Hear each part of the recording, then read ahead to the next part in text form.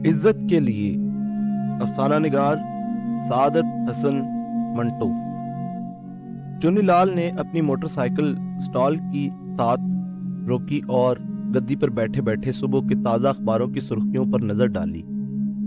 Cycle रुकते ही stall पर बैठे हुए दोनों मुलाजमों ने उसे नमस्ते कही थी, जिसका जवाब चुन्नीलाल ने अपने सर की खफीफ जुम्बिश से दे दिया था।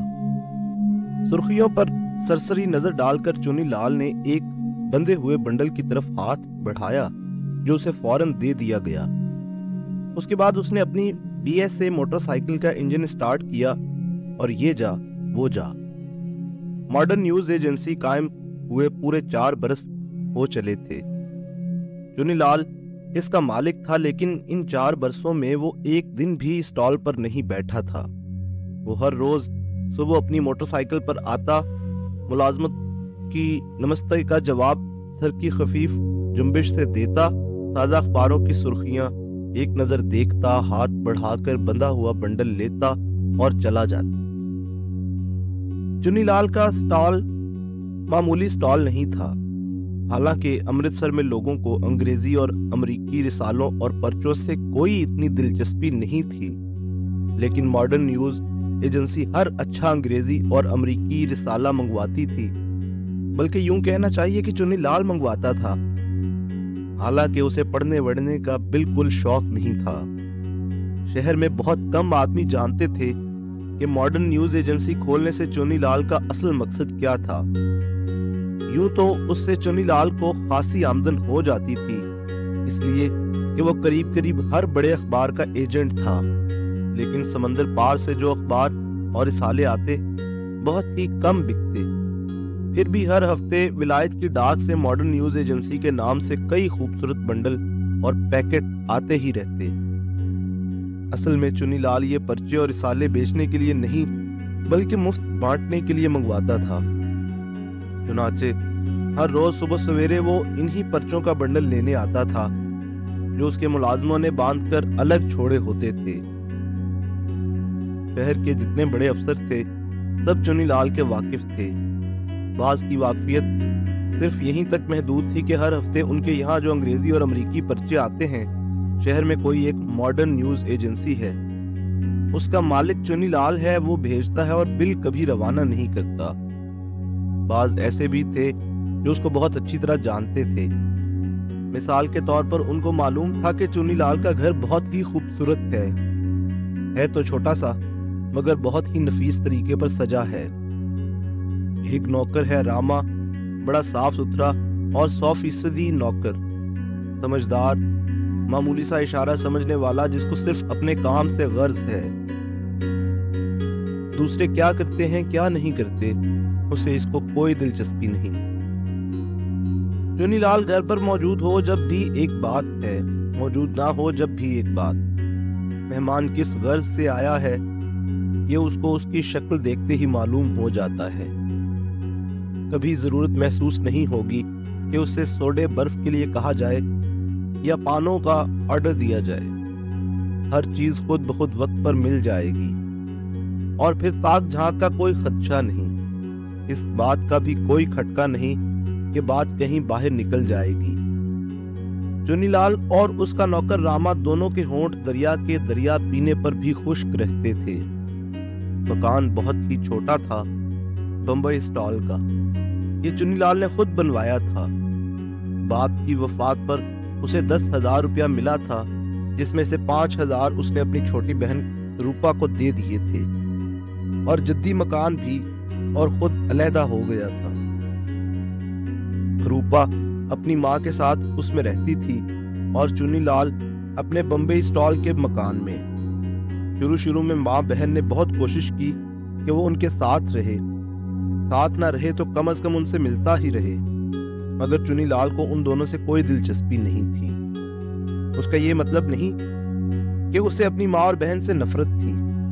दरअसल उसे शुरू ही से उन दोनों से कोई दिलचस्पी नहीं थी। अलबत्ता बाप से जरूर थी कि वो थानेदार था, लेकिन जब वो रिटायर हुआ तो चुन्नीलाल को उससे भी कोई दिलचस्पी ना रही। जिस वक्त उसे कॉलेज में किसी से कहना पड़ता कि उसके वालिद रिटायर्ड पुलिस इंस्पेक्टर हैं, तो उसे बहुत कोफत होती। चुनीलाल को अच्छी पोशिश और अच्छे खाने का बहुत शौक था। तबीयत में नफासत थी। चुनाचे वो लोग जो उसके मकान में एक दफा भी गए उसके सलीके की अब तक तारीफ करते हैं। NWR के एक नीलाम में उसने रेल के डिब्बे की एक सीट खरीदी थी। उसको उसने अपने दिमाग से बहुत ही उम्दा दीवान में तब्दील करवा लिया था। चुनीलाल को ये इस कदर पसंद था कि उसे अपनी ख्वाबगाह में रखवाया हुआ था। शराब उसने कभी छुई ही नहीं थी, लेकिन दूसरों को पिलाने का बहुत शौक था। अरे गहरे को नहीं, खासुल खास आदमियों को, जिनकी सोसाइटी में ऊंची पोजीशन हो, जो कोई मर्तबा रखते हों। चुनाचे ऐसे लोगों की वो अक्सर दावत करता, किसी होटल या कहवा खाने में नहीं, अपने घर में, जो उसने खास अपने लिए बनवाया था। ज्यादा पीने पर अगर किसी की तबीयत खराब हो जाए तो उसे किसी तरद्दुद की जरूरत न होती, क्योंकि चुनीलाल के पास ऐसी चीजें हर वक्त मौजूद रहती थीं जिनसे नशा कम हो जाता था। डर के मारे कोई घर न जाना चाहे तो अलहदा सजे सजाए 2 कमरे मौजूद थे। छोटा सा हॉल था, उसमें कभी कभी मुजरे भी होते थे।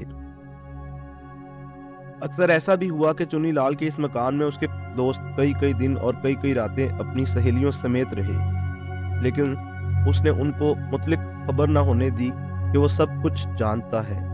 अलबत्ता जब उसका दोस्त उनकी इन नवाजिशों का शुक्रिया अदा करता तो चुनीलाल गैर मुतवक्के तौर पर बेतकल्लुफ होकर कहता, क्या कहते हो यार, मकान तुम्हारा अपना है। आम गुफ्तगू में वो अपने दोस्तों के ऊंचे मर्तबे के पेश नजर ऐसा तकल्लुफ कभी ना बरतता था। चुनीलाल का बाप लाला गिरधारी लाल एन उस वक्त रिटायर हुआ जब चुनीलाल 3rd डिवीजन में एंट्रेंस पास करके कॉलेज में दाखिल हुआ। पहले तो ये था कि सुबह शाम घर पे मिलने वालों का तांता बंधा रहता था। डालियों पर डालियां आ रही हैं, रिश्वत का बाजार गर्म है, तनख्वाह बोनस सीधी बैंक में चली जाती थी। लेकिन रिटायर होने पर कुछ ऐसा पासा पलटा कि लाला गिरधारी लाल का नाम जैसे बड़े आदमियों के रजिस्टर से कट गया। यूं तो जमा पूंजी काफी थी, लेकिन लाला गिरधारी लाल ने बेकार मबाश कुछ किया कर मकानों का सट्टा खेलना शुरू कर दिया और 2 ही बरसों में आधी से ज्यादा जायदाद गंवा दी। फिर लंबी बीमारी ने आ घेरा। इन तमाम वाकयात का चुनीलाल पर अजीबो गरीब असर हुआ। लाला गिरधारी लाल का हाल पतला होने के साथ चुनीलाल के दिल में अपना पुराना ठाठ और अपनी पुरानी साख कायम रखने की कोशिश बढ़ती गई और आखिर में उसके जहन ने आहिस्ता आहिस्ता कुछ ऐसी करवट बदली कि वो बड़े आदमियों का बज़ाहिर हम जलीस था, हम प्याला, हम निवाला था, लेकिन असल में वो उनसे बहुत दूर था। उनके रुतबे से, उनकी जाहो मंजिलत से। अलबत्ता उसका वही रिश्ता था जो एक बुत से पुजारी का हो सकता है या एक आका से एक गुलाब का। हो सकता है कि चुनीलाल के वजूद के किसी गोशे में बहुत ही बड़ा आदमी बनने की ख्वाहिश थी जो वहीं की वहीं दब गई और ये सूरत इख्तियार कर गई जो अब उसके दिलो दिमाग में थी। लेकिन ये जरूर है कि जो कुछ भी वो करता उसमें इंतहाई दर्जे का खुलूस था। कोई बड़ा आदमी उससे मिले ना मिले, यही काफी था कि वो उसके दिए हुए अमरीकी और अंग्रेजी पर्चे एक नजर देख लेता है।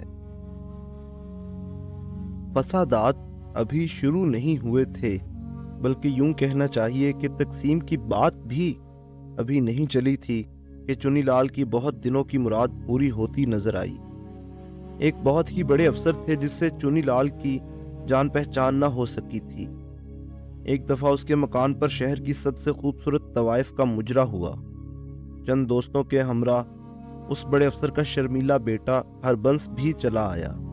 चुनाचे जब चुनीलाल की उस नौजवान से दोस्ती हो गई तो उसने समझा कि एक न एक दिन उसके बाप से भी राहो रस्म पैदा हो ही जाएगी। हरबंस जिसने तायुश की जिंदगी में नया नया कदम रखा था, बहुत ही अल्हड़ था। चुनीलाल खुद तो शराब नहीं पीता था, लेकिन हरबंस का शौक पूरा करने के लिए और उसे शराब नोशी के अदब आदाब सिखाने के लिए 1-2 दफा उसे भी पीनी पड़ी, लेकिन बहुत ही कलील मिकदार में। लड़के को शराब पीनी आ गई तो उसका दिल किसी और चीज को चाहा। चुन्नीलाल ने यह भी मुहैया कर दी और कुछ इस अंदाज से कि हरबंस को झेंपने का मौका न मिलने दिया। जब कुछ दिन गुजर गए तो चुन्नीलाल को महसूस हुआ कि हरबंस ही की दोस्ती काफी है, क्योंकि उसी के जरिए से वो लोगों को सिफारिशें पूरी करवा देता था। वैसे तो शहर में चुन्नीलाल के असर रसूख का हर शख्स कायल था, लेकिन जब से हरबंस उसके हल्का वाकफियत में आया था, उसकी धाक और भी ज्यादा बैठ गई थी। अक्सर यही समझते थे कि चुन्नीलाल अपने असर रसूख से जाती फायदा उठाता है, मगर यह हकीकत है कि उसने अपने लिए कभी किसी से सिफारिश नहीं की थी। उसको शौक था दूसरों के काम करने का और उन्हें अपना ममनून एहसान बनाने का, बल्कि यूं कहिए कि उनके दिलो दिमाग पर कुछ ऐसे ख्यालात तारी करने का कि भाई कमाल है। एक मामूली सी न्यूज एजेंसी का मालिक है, लेकिन बड़े बड़े हाकिमों तक उसकी रसाई है। बाज ये समझते थे कि वो खुफिया पुलिस का आदमी है, जितने मुंह उतनी बातें। लेकिन चुन्नीलाल हकीकत में जो कुछ था बहुत ही कम आदमी जानते थे। एक को खुश कीजिए तो बहुत सौ को नाराज करना पड़ता है। चुनाचे चुन्नीलाल के जहां एहसानमंद थे वहां दुश्मन भी थे और इस ताक में रहते थे कि मौका मिले और उससे बदला लें। फसादात शुरू हुए तो चुन्नीलाल की मसरूफियत ज्यादा हो गई। मुसलमान और हिंदुओं दोनों के लिए उसने काम किया, लेकिन सिर्फ उन्हीं के लिए जिनका सोसाइटी में कोई दर्जा था। उसके घर की रौनक भी बढ़ गई। करीब करीब हर रोज कोई ना कोई सिलसिला रहता। स्टोर रूम जो सीढ़ियों के नीचे था, शराब और बियर की खाली बोतलों से भर गया था। हरबंस का अल्हड़पन अब बहुत हद तक दूर हो चुका था। अब उसे चुन्नीलाल की मदद की जरूरत नहीं थी। बड़े आदमी का लड़का था। फसादात ने दस्तरखान बिछाकर नित नई चीजें उसके लिए चुन दी थीं। चुनाचा करीब करीब हर रोज वो चुन्नीलाल के मकान में मौजूद होता। रात के 12 बजे होंगे। चुन्नीलाल अपने कमरे में रेलगाड़ी की सीट से बनाए हुए दीवान पर बैठा अपने पिस्तौल पर उंगली घुमा रहा था कि दरवाजे पर जोर की दस्तक हुई। चुन्नीलाल चौंक पड़ा और सोचने लगा, बुलवाई? नहीं। रामा? नहीं, वो तो कई दिनों से कर्फ्यू के बायस नहीं आ रहा था। दरवाजे पर फिर दस्तक हुई और हरबंस की सहमी हुई डरी हुई आवाज आई। चुन्नीलाल ने दरवाजा खोला। हरबंस का रंग हल्दी के गाभे की तरह जर्द था, होंठ तक पीले थे।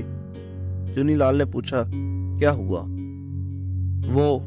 वो आवाज हरबंस के सूखे हुए गले में अटक गई। चुन्नीलाल ने उसको दिलासा दिया, घबराइए नहीं, बताइए क्या हुआ है। हरबंस ने अपने खुश्क होंठों पर जुबान फेरी। वो लहू बंद ही नहीं होता। लहू। चुन्नीलाल समझा था कि शायद लड़की मर गई है। चुनाचे ये सुनकर उसे नाउमीदी सी हुई, क्योंकि वो लाश को ठिकाने लगाने की पूरी स्कीम अपने होशियार दिमाग में तैयार कर चुका था। ऐसे मौकों पर जब उसके घर में उसके मेहमान किसी मुश्किल में गिरफ्तार हो जाए, चुन्नीलाल का दिमाग गैर मामूली तौर पर मुस्तैद हो जाता था। मुस्कुराकर उसने हरबंस की तरफ देखा, जो कि लर्ज रहा था। मैं सब ठीक किए देता हूँ, आप घबराइए नहीं। ये कहकर उसने कमरे का रुख किया, जिसमें हरबंस तकरीबन 7 बजे से एक लड़की के साथ जाने क्या करता रहा था। चुन्नीलाल ने एकदम बहुत सी बातें सोची। डॉक्टर नहीं, बात बाहर निकल जाएगी। एक बहुत बड़े आदमी की इज्जत का सवाल है, और ये सोचते हुए उसे अजीबोगरीब किस्म की मसरत महसूस होती कि वो एक बहुत बड़े आदमी के नंगो नामूस का मुहाफिज है। रामा, कर्फ्यू के बायस वो कई दिनों से नहीं आ रहा था। बर्फ? हाँ, बर्फ ठीक है। रेफ्रिजरेटर मौजूद था, लेकिन सबसे बड़ी परेशानी चुन्नीलाल को ये थी कि वो लड़कियों और औरतों के ऐसे मामलों से बिल्कुल बेखबर था। लेकिन उसने सोचा, कुछ भी हो, कोई ना कोई उपाय निकालना ही पड़ेगा। चुन्नीलाल ने कमरे का दरवाजा खोला और अंदर दाखिल हुआ। सागवान के स्प्रिंगों वाले पलंग पर एक लड़की लेटी थी और सफेद चादर खून में लथड़ी थी। चुन्नीलाल को बहुत घिन आई, लेकिन वो आगे बढ़ा लड़की ने करवट बदली और एक चीख उसके मुंह से निकली, भैया। चुनीलाल ने भींची हुई आवाज में कहा, रूपा, और उसके दिमाग में ऊपर तले सैकड़ों बातों का अंबार सा लग गया। उनमें सबसे जरूरी बात यह थी कि हरबंस को पता न चले कि रूपा उसकी बहन है। चुनाचे उसने मुंह पर उंगली रखकर रूपा को खामोश रहने का इशारा किया और बाहर निकलकर मामले पर गौर करने के लिए दरवाजे की तरफ बढ़ा। दहलीज में हरबंस खड़ा था। उसका रंग अब पहले से भी जर्द था। होंठ बिल्कुल बेजान हो गए थे। आंखों में वहशत थी। चुनीलाल को दूबदू देखकर वो पीछे हट गया। चुनीलाल ने दरवाजा भेड़ दिया। हरबंस की टांगें कांपने लगीं। चुनीलाल खामोश था। उसके चेहरे का कोई खत बिगड़ा हुआ नहीं था। असल में वो सारे मामले पर गौर कर रहा था।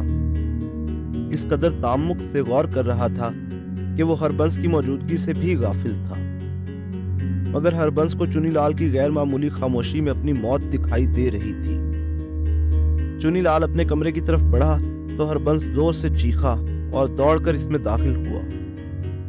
बहुत ही जोर से कांपते हुए हाथों से रेलगाड़ी की सीट वाले दीवान पर से पिस्तौल उठाया और बाहर निकलकर चुनीलाल की तरफ तान दिया। चुनीलाल फिर भी कुछ न बोला।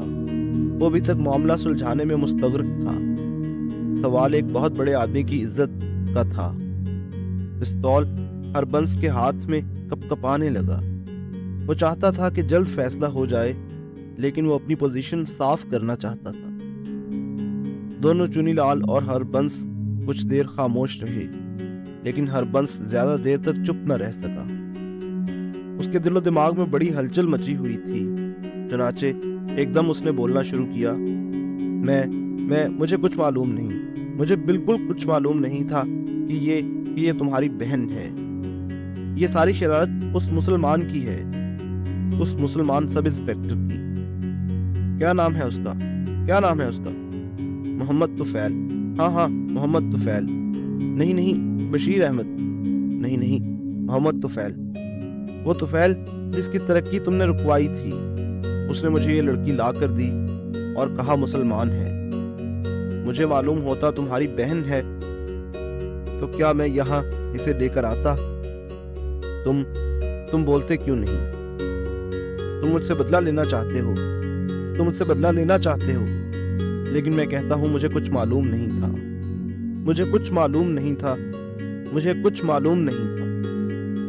चुनीलाल ने हौले से कहा, घबराइए नहीं, आपके पिताजी की इज्जत का सवाल है। लेकिन हरबंस चीख चिल्ला रहा था। उसने कुछ न सुना और कांपते हुए हाथों से पिस्तौल दाग दिया। तीसरे रोज कर्फ्यू हटने पर चुनीलाल के दो नौकरों ने मॉडर्न न्यूज एजेंसी का स्टॉल खोला। ताज़ा अखबार अपनी अपनी जगह पर रखे। चुनीलाल के लिए अखबारों और रिसालों का एक बंडल बांधकर अलग कर दिया, मगर वो ना आया। कई राह चलते आदमियों ने ताज़ा अखबारों की सुर्खियों पर नजर डालते हुए मालूम किया कि मॉडर्न न्यूज एजेंसी के मालिक चुनीलाल ने अपनी सगी बहन के साथ मुंह काला किया और बाद में गोली मारकर खुदकुशी कर ली।